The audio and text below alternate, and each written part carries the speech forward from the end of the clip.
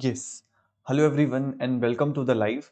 Today we are going to discuss a very important topic of reaction mechanism topic, that is SNNGP mechanism. Yes, we have already started that topic, and today first of all we will try to cover the leftover portion from the last lecture, and then we will be covering the miscellaneous part where some interesting topics are waiting for you. So from last week, I am taking this topic. So we have covered lots of mechanisms like SN1 mechanism, SN2, what is an SNI mechanism, and some basics of substitution reaction. If you haven't watched the lectures yet, I will strongly recommend you to please go through the lectures. It will clear your basics and it will explain you how you need to study this reaction mechanism topic. So first of all, good morning and welcome to the live session. Good morning, Praful. Good morning, Dhaneshwari. Good morning, Mosami. Hi, Satwil. Reagent boy. Hello. So how are you, people? You must be knowing. If not, I will be telling you again that this complete lecture series is going to be in English medium only, so that the students who face language as a barrier should not be facing any difficulty. So, in today's lecture, our target is to discuss miscellaneous portion. This will be, if you are watching from the lecture from the last week in continuation, this will be lecture number 7. For this particular week, this is going to be lecture number 3. We have to discuss the cases of SNNGP, but since we are moving with a little slow pace, I am trying to cover each and everything. There are small portions which has been left. For example, case number, I think we were discussing case number 2 of phenyl rings. Once we cover case number 3 and 4, then we will be moving to the miscellaneous part. Okay. Good morning to everyone who have joined the session. So I think without wasting time, we should start. First of all, I will take a recap what we have studied in the previous lecture, so that it will connect us to the today's lecture.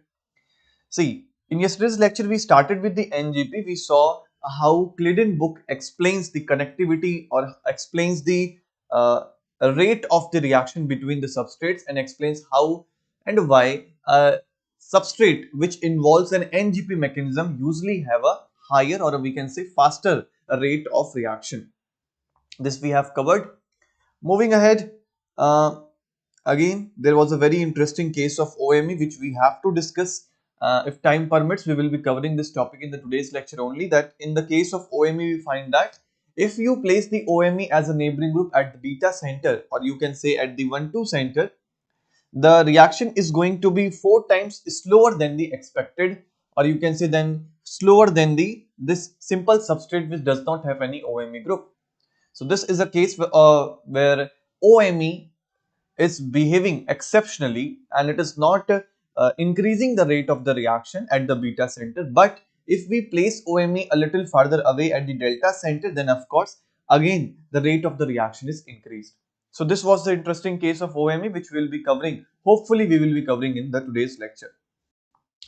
Then we have started with the case number 1 of acetolysis. We have covered this point. We each and I have focused on each and every point of the question, so that nothing is left out of this. Moving ahead, we have when we have syn groups, then no NGP mechanism take place and a simple SN2 mechanisms takes place and an inversion product is formed.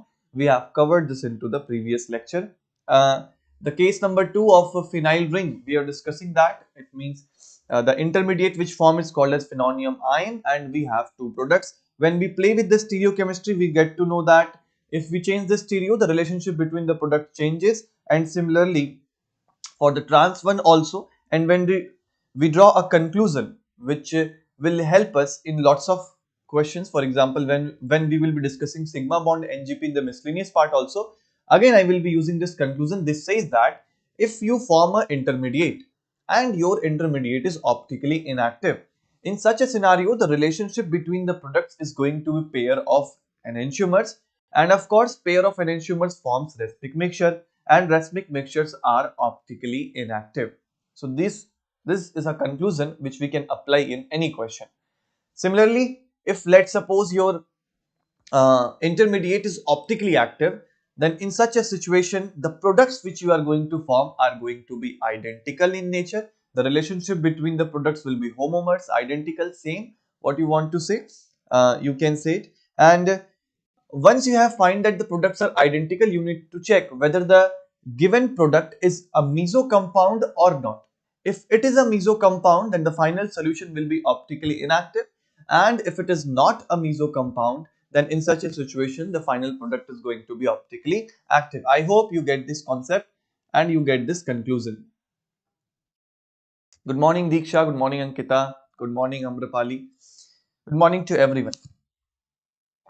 Do like the session. If you like the content, if you think yes we are learning something new, then please leave your comments after the lecture. Please do like the comment, because this is a thing which motivates a teacher. Now I want to show you how Claydon book explain this same concept which we have studied. They complicate a little bit, but since you have understood the basic concept, you can easily digest this figure. See, they have also chosen two examples, one with a methyl both below the plane, and one with a methyl that is both above the plane. The same scenario we have also discussed, but the pattern of arrangement was little bit different. Here also, the benzene ring is going to attack and the OTS is going to remove. This type of cyclic intermediate forms. Of course, you can draw the resonance hybrid structure also, and this is called as phenonium ion. By just looking at the intermediate, you can tell whether the products are going to be identical or pair of enantiomer.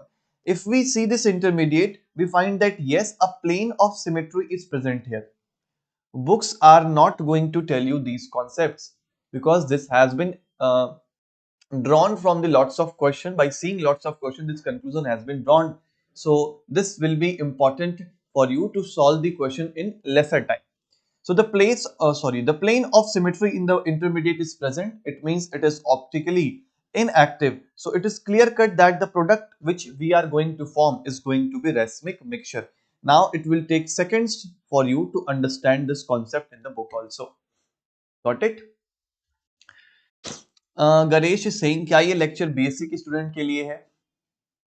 Of course Ganesh, आप भी इस lecture को देख सकते हैं, ये BSc के students के लिए भी है। बीएससी में भी तो आपके एसएनएनजीपी मैकेनिज्म है ही, ठीक है। और रिएक्शन मैकेनिज्म टॉपिक तो ऑफ कोर्स बीएससी हो चाहे एमएससी हो, इंपॉर्टेंट है। कुछ टॉपिक्स थोड़े से ऊपर लेवल के जाएंगे, बाकी सब तो पैरेलल ही होगा। Similarly let's suppose we have the second scenario, अगर अबव द प्लेन कर दिया, then also there is no difference. We do have a plane of symmetry present here. This is also optically inactive, so we will say yes, the product is going to be a racemic mixture. This is what this screenshot has been taken from this question particular is from a Claydon book. Okay, did you get this question? On the same question we have discussed the previous lecture, where we have dealt this part in very detail. I don't think you should have any problem in this.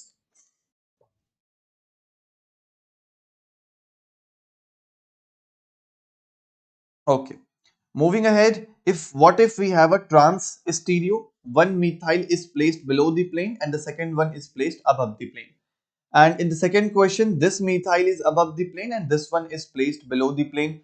Again, when we look at the phenonium ion, we do not have any plane of symmetry present here, and this is an optically active intermediate. So we form a product here and a single product will be formed at this side, and of course the products are going to be identical, so they have drawn only one product. Either you attack at this center or either you attack at this center.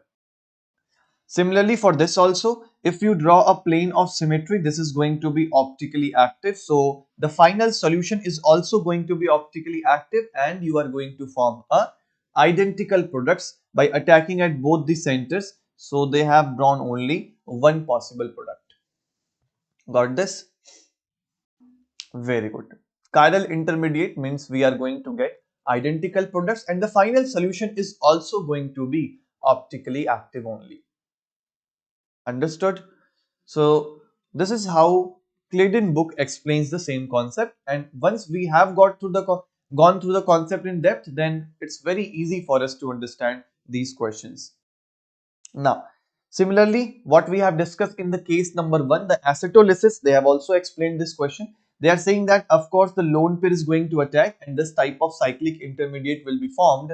And when we draw the resonance, a hybrid structure which looks like this, we can draw two products. One is our this one and one is our this one. We can also check this by drawing a plane of symmetry in the cyclic intermediate. Since the plane of symmetry is present, we can tell that yes, the products formed from here will be pair of enantiomers and the final solution is going to be racemic mixture.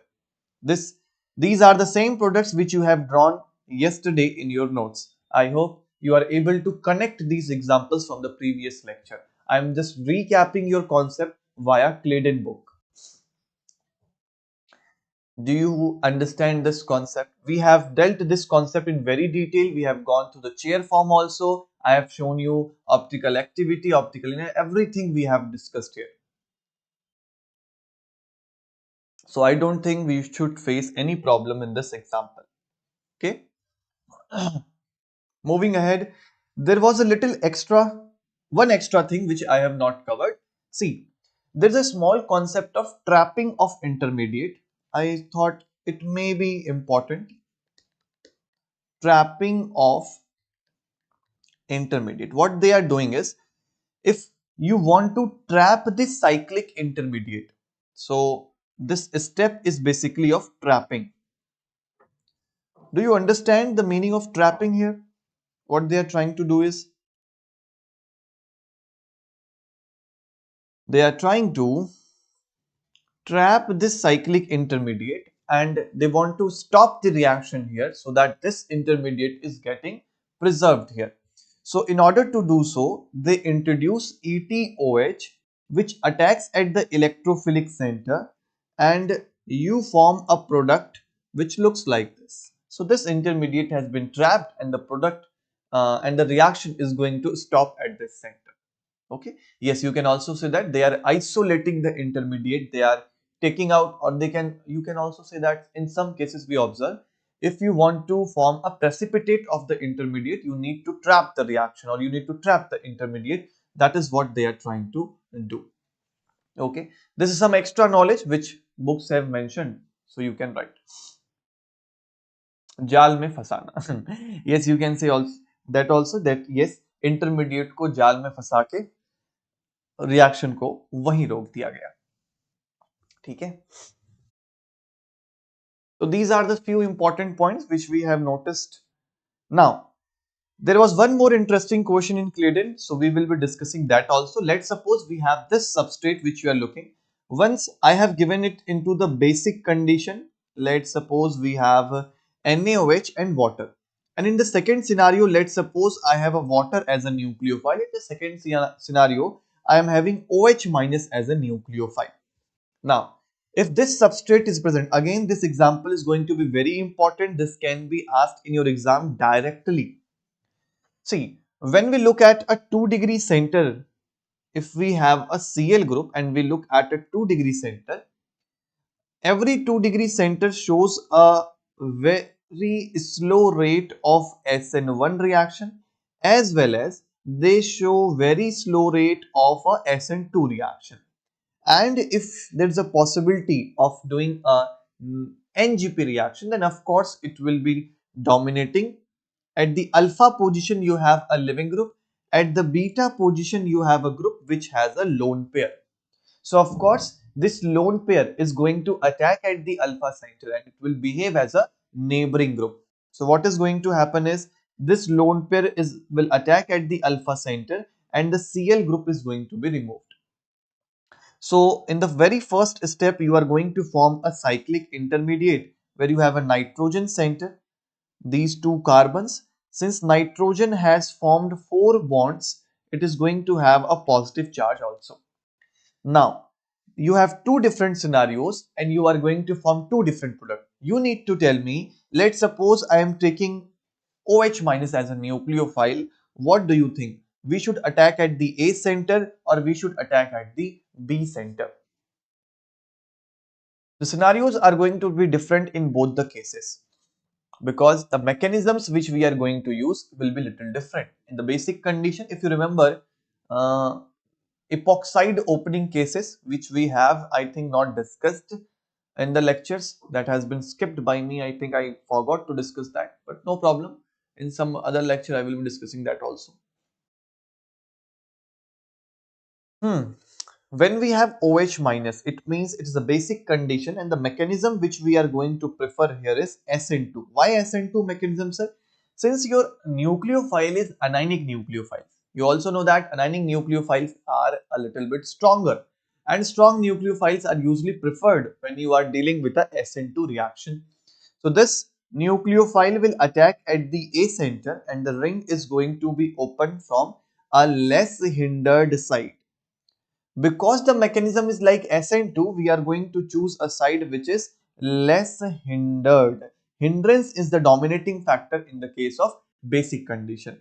Once it attacks here, we have a OH group, we have a nitrogen group with two ET group and a CH3 present at this center. Now, when we compare our product with the starting material, what we find is in the starting material, our nitrogen center was present somewhere here, which is at the 1 degree center.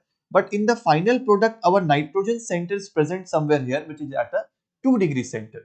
So such type of products are also called as a rearranged NGP product. We can also call them as a rearranged NGP product. This is something important which can be asked in your exam, in which case you are forming a normal NGP product and in which case you are forming a rearranged NGP product. So here we form a rearranged product. Now what happens if I have water as a reaction, as a reactant?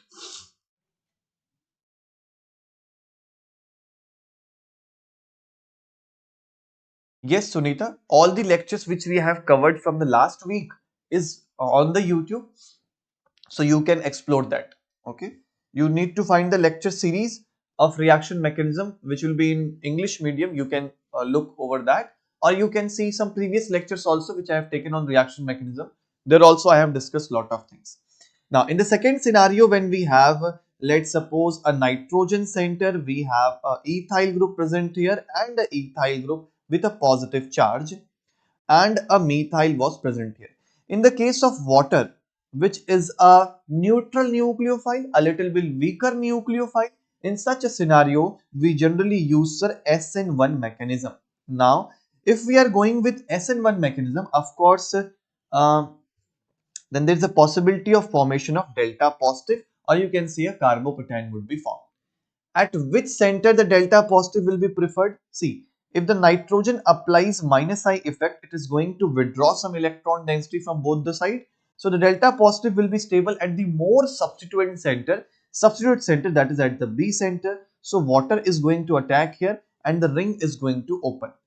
In such a scenario, we form a product where we have a nitrogen center, we have two ethyls present here, and of course your OH group will be present here and a CH3 will be present here.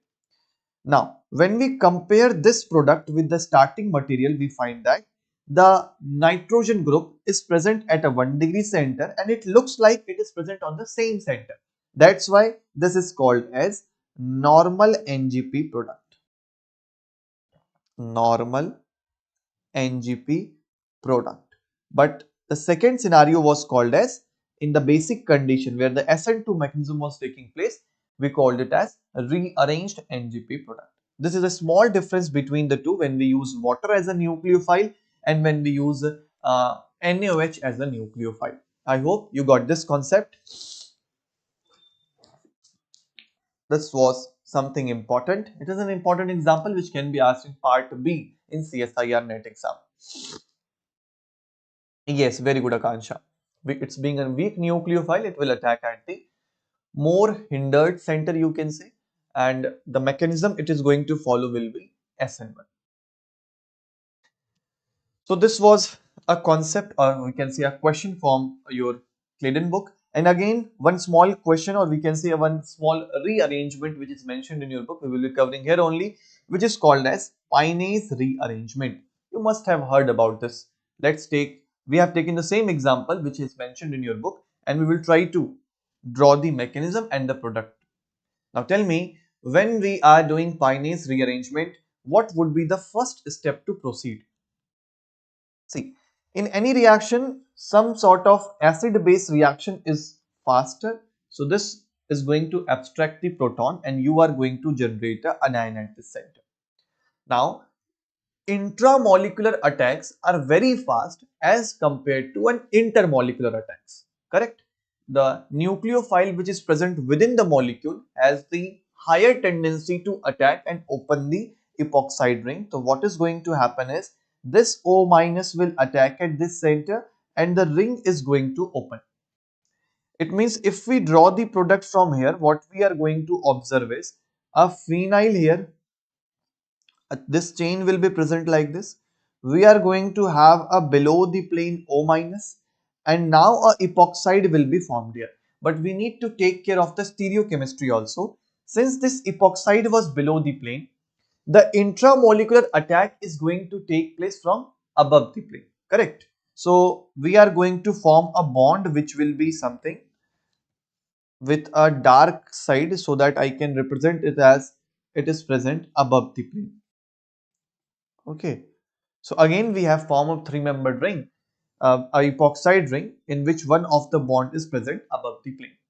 Now in the second step our nucleophile will come and of course this is an anionic nucleophile. It is going to prefer a mechanism which is SN2 mechanism. Now you tell me at which center I need to attack. If I have A and B two centers, which will be more preferable to attack if we are following SN2 mechanism?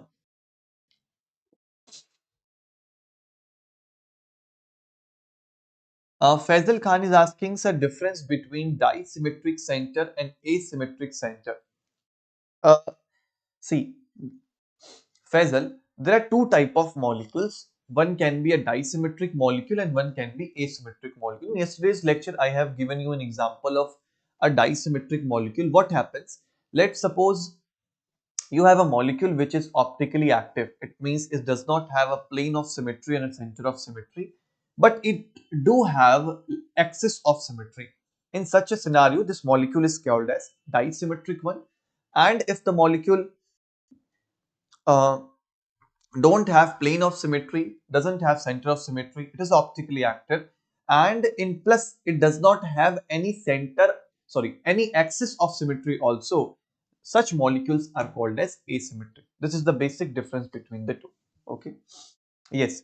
Now in the basic condition, we are going to attack from the less hindered side and we will open the ring again, once again, and the product would be, we are having oxygen and a phenyl group. From this center, we will be generating a O minus. Now, since the ring opens, the O minus will be present above the plane. At B center, we will be having the sulfur and this tertiary butyl group will be attached to the sulfur. Now, in the last step, it becomes very important to perform workup. What does workup means? In order to give H plus to all the centers which are anionic in nature, so what we are going to observe is we are having a phenyl oxygen at this center below the plane OH. At this center we have above the plane OH a sulfur center and a tertiary butyl group present here. This is what our product will be looking like. So this is a simple example of Payne rearrangement. Of course, the same question can be asked in your exam or a little bit of twisting can be done in the question. You need to be ready for that. For that, you need to practice lots of questions, lots of previous year questions, lots of reference book questions so that you are able to handle such type of questions in your exam. Okay. There also make sessions on asymmetric synthesis. Point noted, Faisal. I will plan some lecture series on asymmetric synthesis, which is a part of CSIR NET exam, so that one go we can cover all asymmetric synthesis part. Okay, but a lot I have discussed in the exam mapping series. If you can find those lectures in some of the exam mapping or one shot, I have discussed in the month of December when NET exam was about to happen. We have discussed a lot about asymmetric synthesis. We have discussed all the previous year also. You can go through that also. or I will be planning a lecture, a separate lecture on this also. Okay. Thank you for the suggestion. Now, moving ahead and coming back to our cases which we were covering, so that see what I am trying to do is I am taking Claydon book as a reference, so that I will be not leaving any question of Claydon also, but I will be clubbing all the different book examples, and so that your notes is prepared well. And of course, it's very important to cover each and every example of Glidden also, so that holistically every book is covered for you. Some parts will be left, and that we will be doing in the exercise portion. So no need to worry about that. After Payne's rearrangement, what we need to study is case number 3. If you are following my lectures, you will be knowing that what is case number 3. Here we are going to get a group, BR group, which is behaving as a neighboring group, and a living group where the OH is protonated. Now, let's suppose first time we have an example of NGP which is present in a Fisher form. We have not discussed any example in Fisher form. Let's suppose we have a CS3 group present here, a C2H5 group present here. Okay, we have a Br present here and a OH present here. Now, in front of this, I have given you HBr. We all know that HBr is an acid. So, in acidic condition, this OH is going to be protonated. But since this complete reactant is given in Fisher form, and we need to do the NGP reaction, first of all, we need to convert this into an staggered anti form. Then only our Br lone pair will be eligible to attack into the sigma star orbital.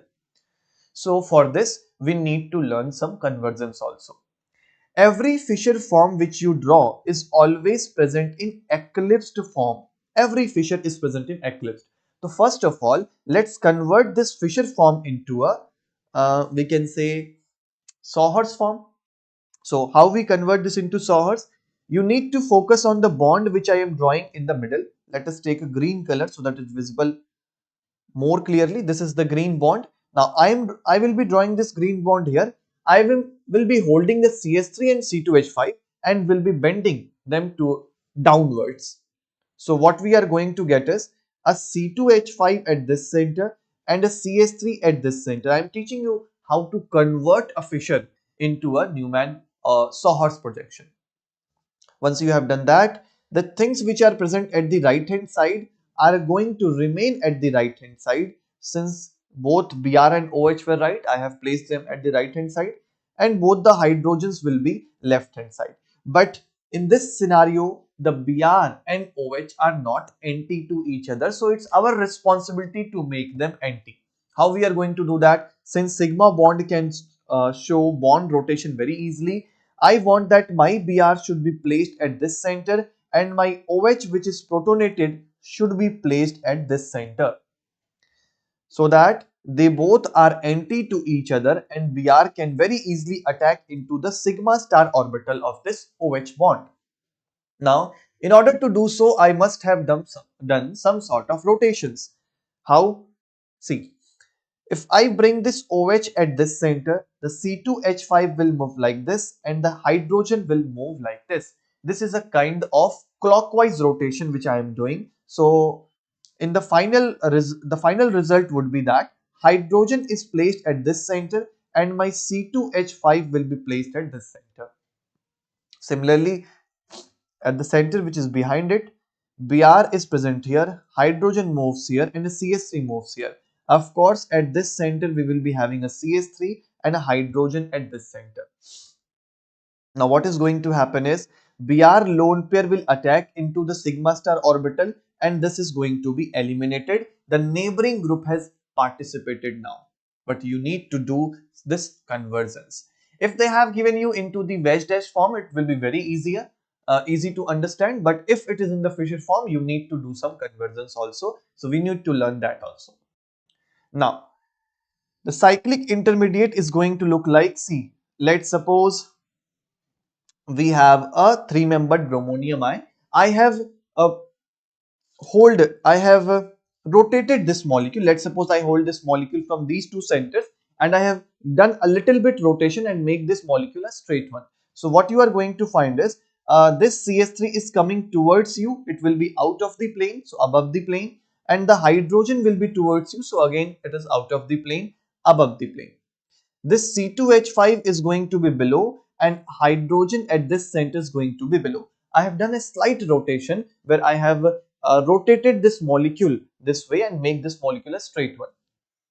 Now, the nucleophile in this case is your Br minus. It has two possibilities A and B which we can attack. Now you tell me whether the products which I draw here are going to be pair of enantiomer or are going to be identical.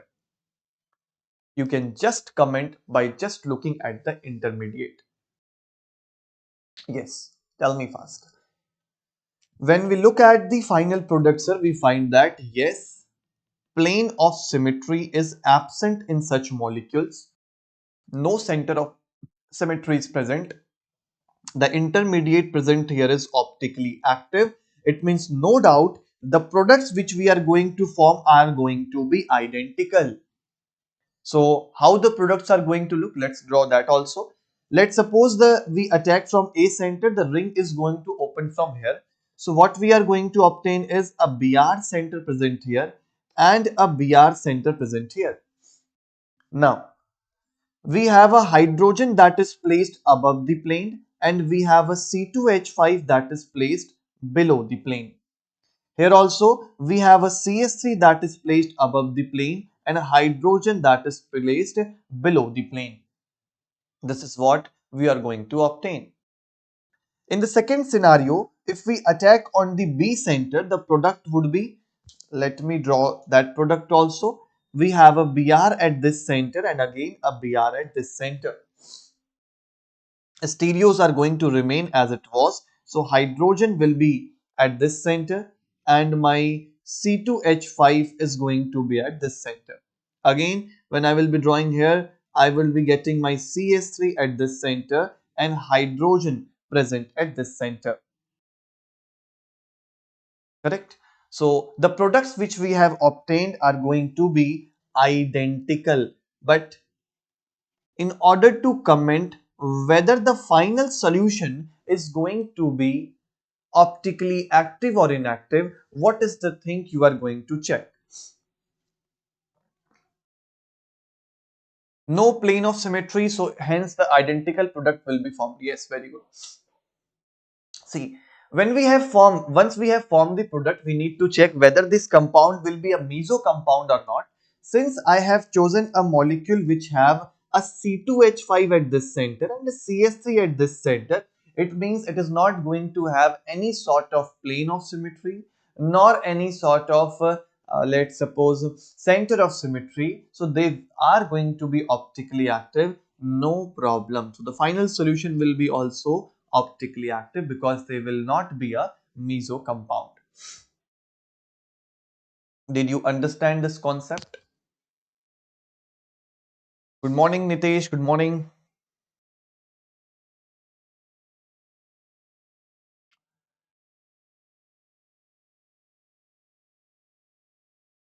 Got this or not?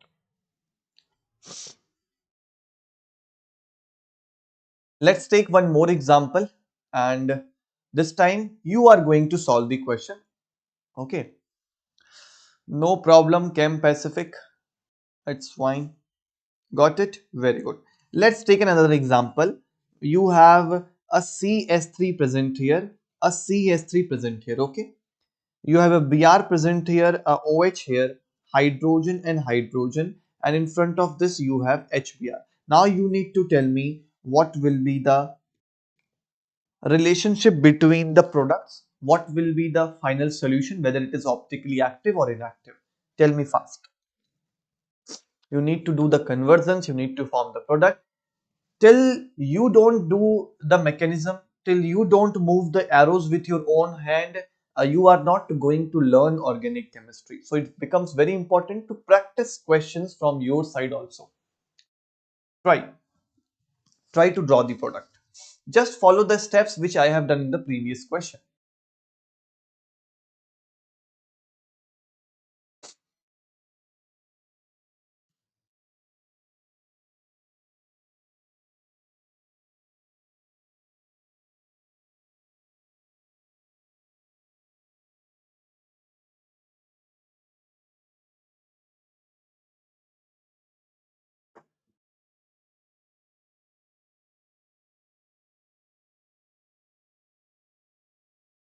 Very good.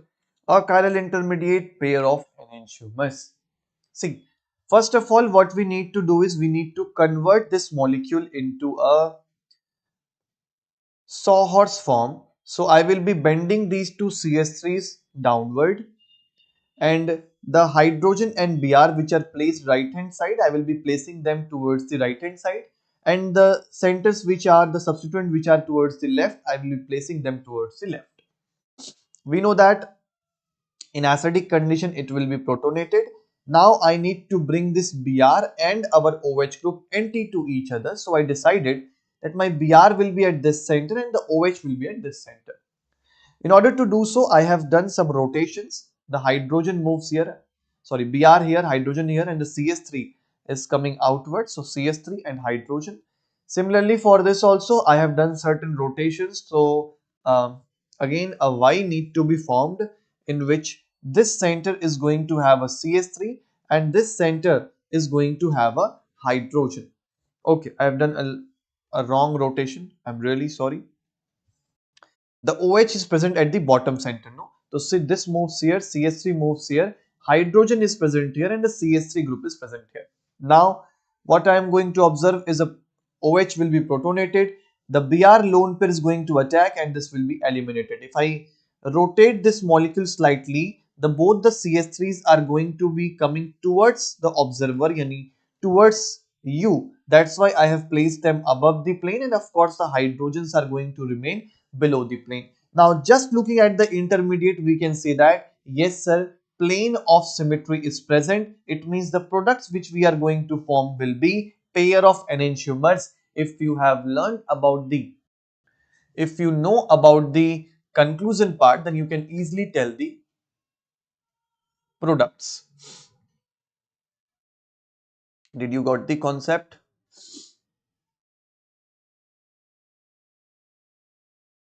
Is everything fine? Is the video stuck or it visible to you?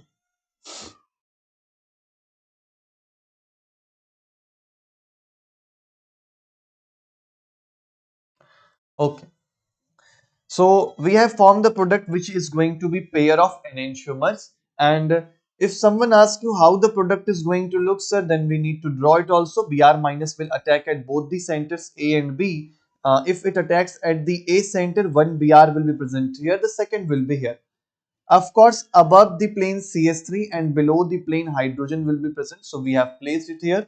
And at this center also we have above the plane CS3 and below the plane hydrogen.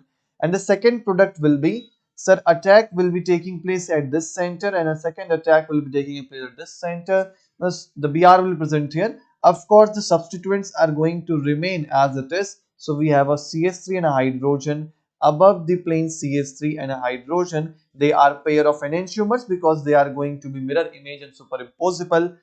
If we form pair of enantiomer, the final solution is going to be racemic mixture and it is going to be optically inactive. Now you can do these things in seconds. Okay. Now I'm giving you a question on the same concept which will be your homework. When you revise your notes, you need to practice this question. Should I move to the next slide? I hope you have got this concept. See, okay, I need to add some slides. Just give me a second.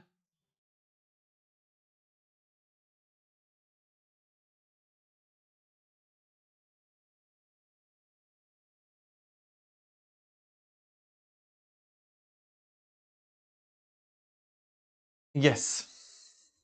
See, let's suppose this is a question for your homework. Again, you are giving a Fisher form. You have CS3 at both the centers. One CS3 here and the second CS3 at this center. You have OH at this center, and let's suppose you have a hydrogen, and okay, you must have a Br now. So I have placed the Br at this center and OH at this center. Now you need to find the information about the intermediate, whether it is optically active or not. You need to find the product P and Q, and you need to tell whether the products are identical or they are pair of enantiomers. you need to find whether the final solution is optically active or it is optically inactive. Both of these things you need to identify. You need to comment about the intermediate product. Each and everything what you can draw from the question is asked here. So this question is going to be your homework. Shivi Singh is saying that sir हम जब question solve करते हैं तो stereochemistry में reaction में काफी problem होती है. सी शिवी, इनिशियल फेज में ये प्रॉब्लम आएगी, लेकिन जब आप धीरे धीरे और भी क्वेश्चंस प्रैक्टिस करते रहेंगे तो आप बहुत ज्यादा वर्साटाइल फॉर्म ऑफ क्वेश्चन जब प्रैक्टिस कर लेते हैं तो फिर आपके पास कई सारे रास्ते आ जाते हैं और आपके दिमाग के अंदर बहुत सारे रास्ते स्टोर हो जाते हैं जिससे आप रिएक्शन को स्टार्ट कर सकते हैं. तो ये कंटिन्यूअस प्रैक्टिस से और कंसिस्टेंसी के साथ करेंगे तो फिर आप इस चीजों में बहुत कंफर्टेबल होते जाएंगे. ठीक है, तो यस ये एक प्रॉब्लम होती है, लेकिन इसको इससे डर के छोड़ नहीं देना है. You need to keep on practising questions. फिर आपको जब बहुत सारे क्वेश्चन लगा लेते हैं खुद ही आप नए नए अप्रोचों को वहां पर सोच पाते हैं. ठीक है, कैम पैसिफिक ने तो आंसर भी दे दिया, कह रहे हैं कायरल है, आइडेंटिकल है, फाइनल सोल्यूशन एक्टिव है. Do check on the final solution cam pacific. I think maybe the product formed here can be a meso compound also. Okay, this can be a meso compound also. If you are missing that point then it will be a blunder. Okay, so this will be your homework for today's lecture. The time is over, so I will be winding up today's lecture here only. We are left with the case number 4 and the miscellaneous part, the non-Borean systems and the miscellaneous one, which we will be covering in the upcoming lectures, and we will practice some questions also from tomorrow, so that what we have studied till now, whether we are able to apply into the concepts or not. So it's very important, it's become very important to practice some questions. So in tomorrow's lecture, we will be dealing some reference book questions also, some previous year questions also, so that we can command our this topic of reaction mechanism. Okay, for today, I am winding up the lecture for now. Let's meet tomorrow again at 9 a.m. in the morning. I hope you have learned something new in the today's lecture also. Thank you so much. Take care. Bye bye. Let's meet tomorrow.